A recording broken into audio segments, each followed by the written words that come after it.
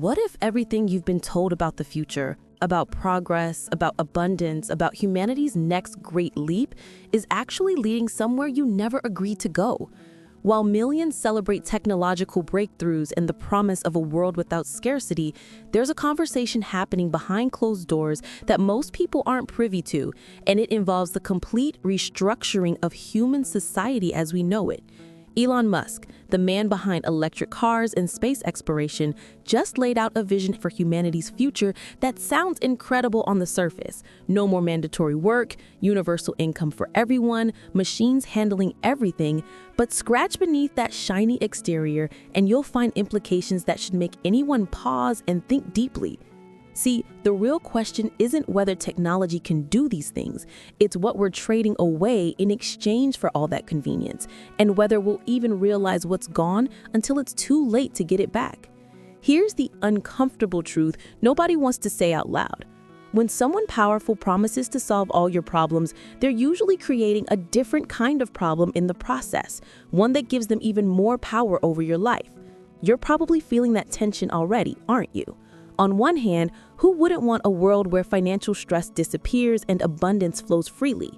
On the other hand, something feels off about handing over that much control to systems and people who don't necessarily have your best interests at heart. The good news, if you can call it that, is that you're not crazy for feeling this way, and you're definitely not alone.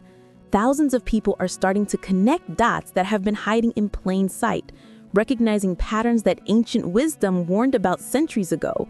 And the solution isn't about rejecting technology or living in fear, it's about understanding exactly what's being offered, what's being asked in return, and making informed choices before the window to choose closes completely.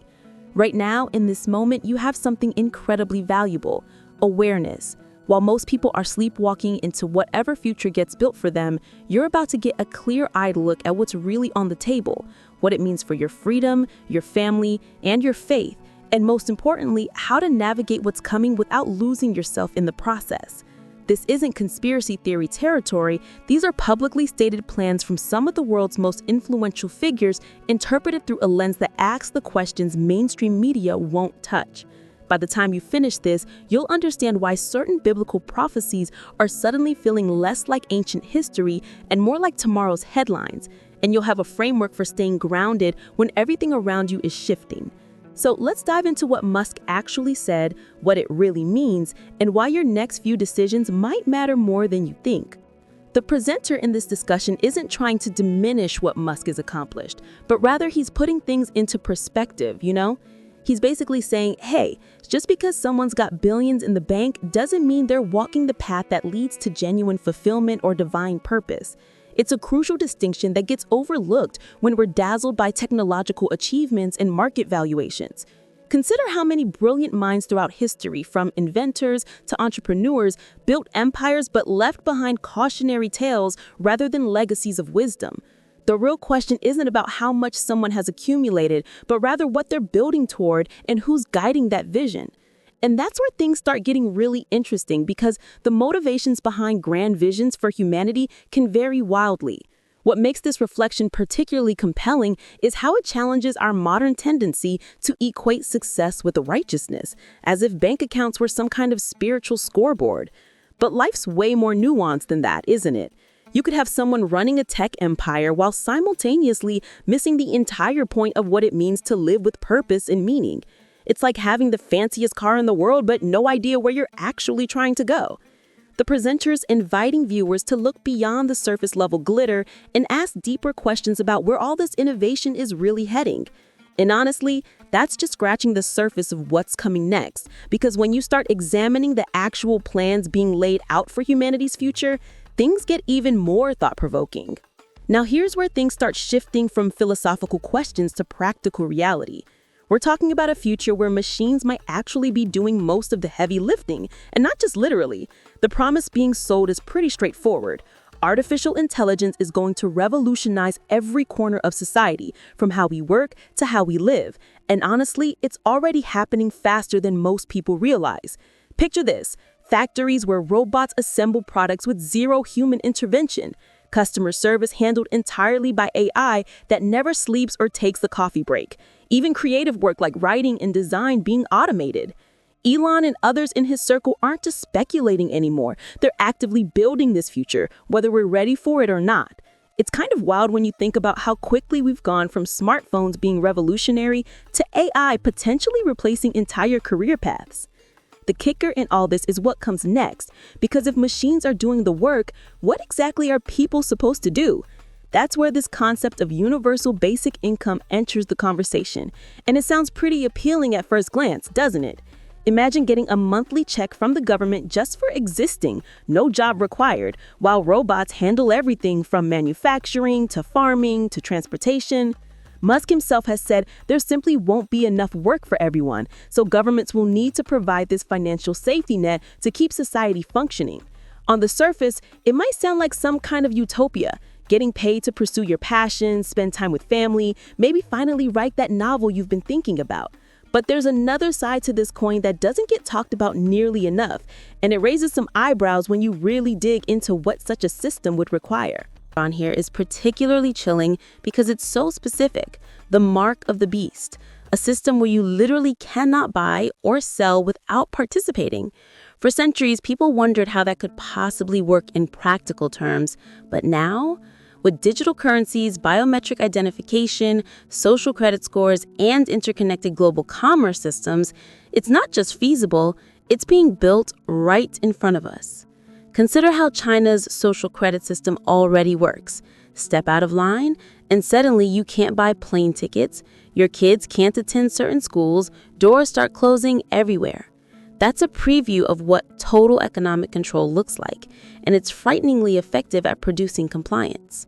The presenter isn't fear-mongering here, he's connecting dots that are already visible to anyone paying attention. When participation in the system becomes mandatory for survival, dissent becomes nearly impossible. So here we are at the heart of what this whole message is really about. Staying awake while the world tries to lull you to sleep with promises and distractions. The narrator's making a direct appeal to people of faith, but honestly, even if you're not particularly religious, there's wisdom here about maintaining your principles when everything around you is shifting. It's about not getting swept up in the current just because everyone else is swimming that direction, you know? Throughout history, the people who made a real difference were often the ones willing to stand apart, to question the narrative, to say, wait a minute, something's not right here, when everyone else was nodding along.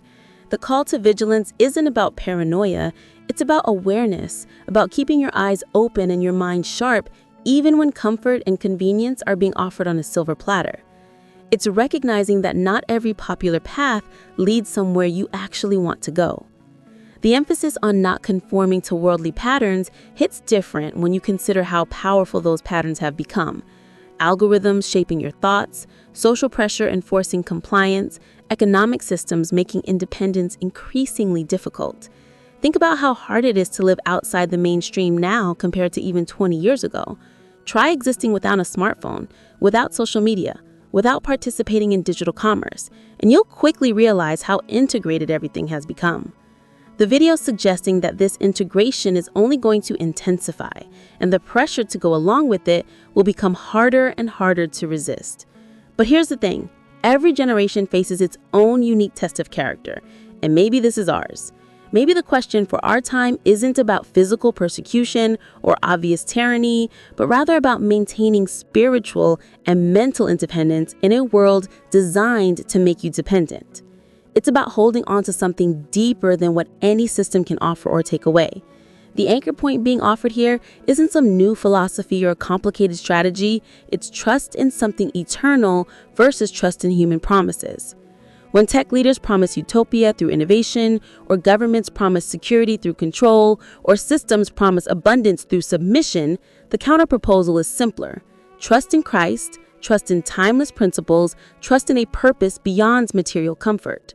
For believers, that means recognizing that no matter how sophisticated the world's systems become, they're still temporal, still fallible, still subject to the same human flaws that have derailed every empire and ideology throughout history. The hope being offered here isn't in resisting technology, it's in preserving internal peace and eternal hope, no matter how chaotic the world becomes.